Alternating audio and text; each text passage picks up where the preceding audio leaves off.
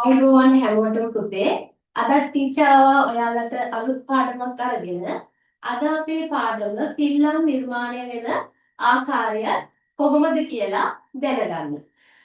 මුලින්ම අපි පිල්ලම් නිර්මාණය වුණේ කොහොමද කියලා ඉගෙන ගන්න පෙර පුතේ සිංහල හෝඩිය පොඩ්ඩක් දැනගන්න වෙනවා. මේ ටීචර් බෝඩ් එකේ දාන් පෙන්නලා තියෙනවා සිංහල හෝඩිය. සිංහල හෝඩිය අක්ෂර කීයද? අක්ෂර 60යි. මේ සිංහල හෝඩියට පුතේ සිංහල හෝඩිය කියනවා. සිංහල වර්ණමාලාව කියනවා. ඒ වගේම සිංහල අක්ෂර මාලාව කියලා කියනවා. ඔයාලට පේනවා සිංහල හෝඩිය ටීචර් ප්‍රධාන කොටස් දෙකකට බෙදලා තියෙනවා. පළවෙනි කොටස තමයි ස්වර අක්ෂර. මේ උඩම තියෙන්නේ ස්වර අක්ෂර.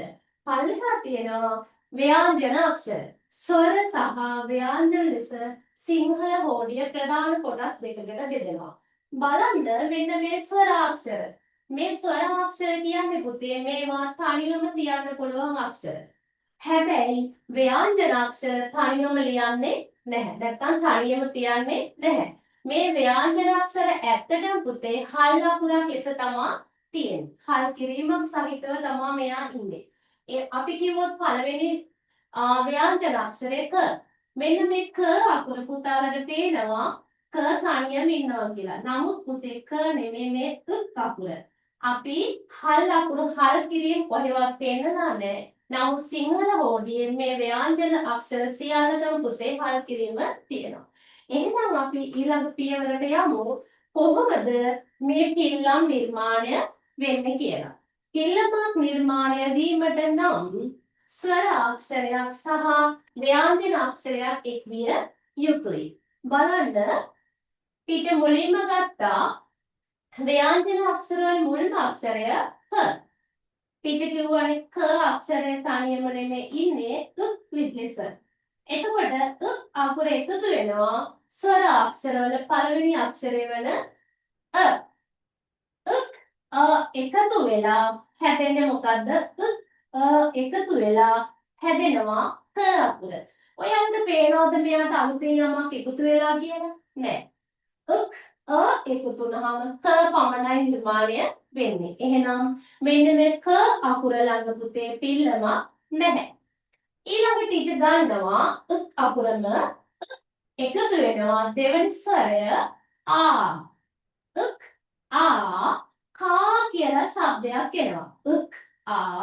කා. මෙන්න මේ කා අකුරේ එන පිල්ලම තමයි ඇල පිල්ල. කා. ඇල පිල්ල. ඊළඟට ගමු එයාම ගන්නම් මම ව්‍යංජන අක්ෂර වල මුල්ම අක්ෂරය අපි ගත්තේ ලෙස.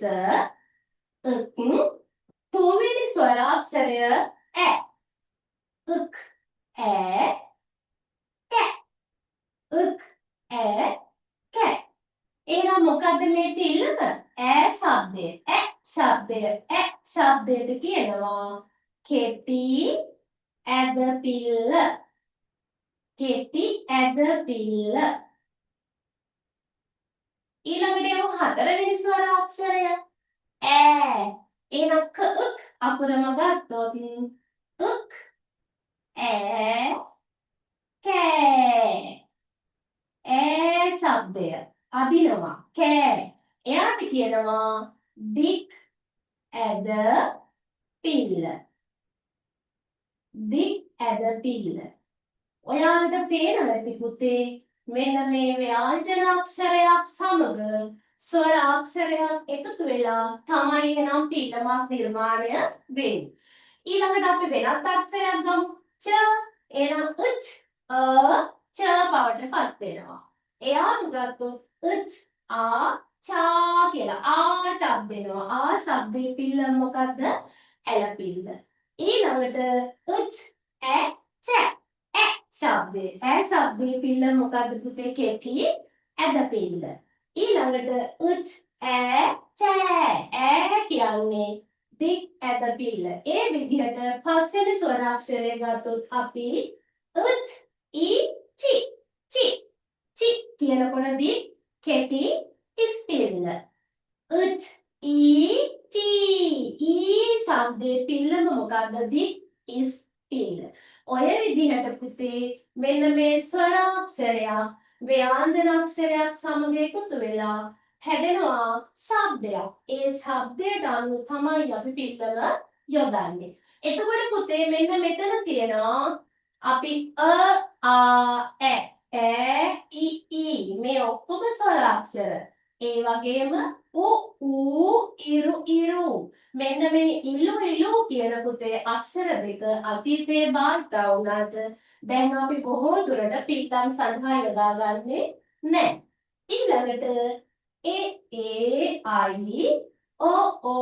අව මෙන්න මෙයාලා පුතේ මේ ව්‍යංජන අක්ෂර සමග එකතු වෙලා පිල්ලම් නිර්මාණය කරන්න උදව් වෙනවා. එහෙනම් බලන්න අපේ සිංහල හෝඩියේ ස්වර සහ ව්‍යංජන කියලා ප්‍රධාන කොටස් දෙකකට බෙදලා තියෙනවා. එහෙනම් ඒ ව්‍යංජන අක්ෂරය මෙන්න මේ ස්වර අක්ෂරයක් සමග එකතු වෙලා තමයි පිල්ලම් නිර්මාණය කරන්නේ. හැබැයි පළවෙනි ස්වරාක්ෂරය අකුර මේ ව්‍යංජන අක්ෂරයක් සමග එකතු වෙලා පිල්ලමක් නිර්මාණය වෙන්නේ නැහැ කියලා පුතාලට දැන් පැහැදිලි. එහෙනම් මම වචනයක් දෙන්නම් පුතේ මෙන්න මෙහෙම. කලය. දැන් ඔයාලට පේනවා ශබ්දයේ පිල්ලමක් නැහැ කියලා. ශබ්දයේ පමණයි පිල්ලමක් නැහැ. හැබැයි අකුරටම ටීචර් ශබ්දය දාලා වචනයක් හදන්නම්. කාලය. කාලය කිව්වහම මෙන්න මෙතන අකුරට ආවේ ශබ්දය. ශබ්දයේ පින්නම තමයි පිල්ල. තේරුණාද? තව පොඩි උදාහරණයක් කියන්නම් වෙනස්ම වචනයක්. මෙන්න මෙහෙම ගමු පුතේ. මම වචනයක් දෙනවා දෙවන ස්වරාක්ෂරයේ ශබ්දයෙන් පටන් ගන්න. අපි ලියමුකෝ පුතේ ආදරය කියලා. ආදරය. මට දැන් කියන්න මෙන්න මේ ශබ්දයේ මෙයා අකුරේ ශබ්දයෙන් මෙයා ඇලපිල්ලමක්ද?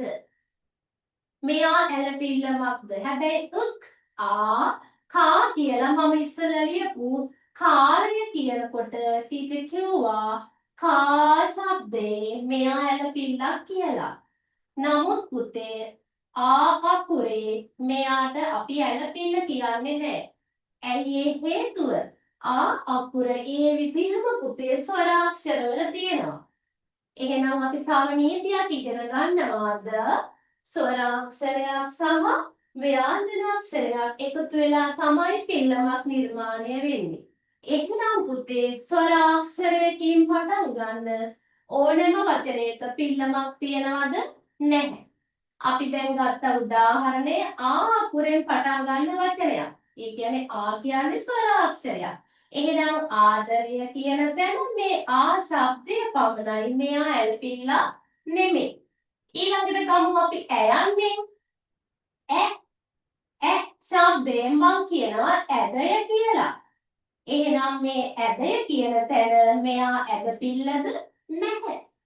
කියන්නේ ශබ්දයක් පමණයි. හේතුව කියලා පුතේ ස්වරාක්ෂරවල අක්ෂරයක් තියෙනවා.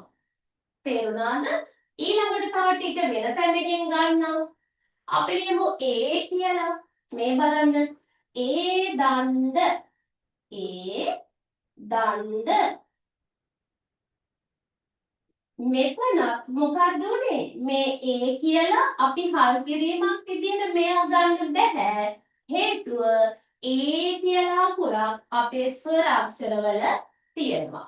දැන් මගේ පුතාලට පේනවා ඇති ස්වරාක්ෂර 18යි. ඒ 18ෙම ඉලු කියන තැනින් අපි පිල්ලමක් නිර්මාණය කරන්නේ. අකුරෙන් පිල්ලමක් නැහැ ශබ්දය පමණයි. එහෙනම් පුතේ 18න් 3ක් ගියාම 15යි තියෙන්නේ අපි භාවිතා කරන පිල්ලම්. එහෙනම් අපි දන්නවා පිල්ලම් නිර්මාණය වෙන්නේ කොහොමද? ස්වරාක්ෂරයක් සහ ව්‍යංජනයක් අක්ෂරයක් එකතු වෙලයි පිල්ලම් නිර්මාණය වෙන්නේ. එහෙනම් ස්වරාක්ෂර 18කි. නමුත් 18න් 3ක් ගියාම ඉතුරු වෙන්නේ 15යි.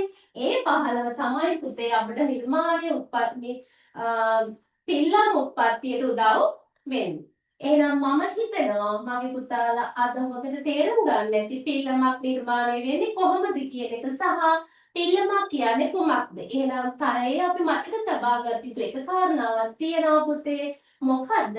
ස්වරාක්ෂර වලින් පටන් ගන්න වචනවල පිල්ලම් නැති බව. හේතුව ස්වරාක්ෂර ඒ විදිහම පුතාලට සිංහල හෝඩියේ දකින්නට තියෙනවා. එහෙනම් ආකුරෙන් පටන් ගත්තොත් එයා පිල්ලම නෙමෙයි. නමුත් ආ શબ્දය අපි දාමුද ත අකුරට. එතකොට තා අන්න තාත්තා තාලය නේ තාරකා එතකොට ආ શબ્දය පිල්ල. නමුත් ආ කියලා ගත්තොත් එතන පිල්ලම නැහැ. එහෙනම් අපිට වර්ධන එක ස්ථානයක් තමයි පුතේ පිල්ලම් සහිත වචන සොයා ලියන්න. ඇලපිල්ල සහිත වචන සොයා ලියන්න. එහෙම වුණොත් මම හිතනවා අද පුතාලට මේ පාඩම හොඳින් සවන් දුන්නා නම් පිල්ලම් නිර්මාණය වෙන්නේ කොහොමද?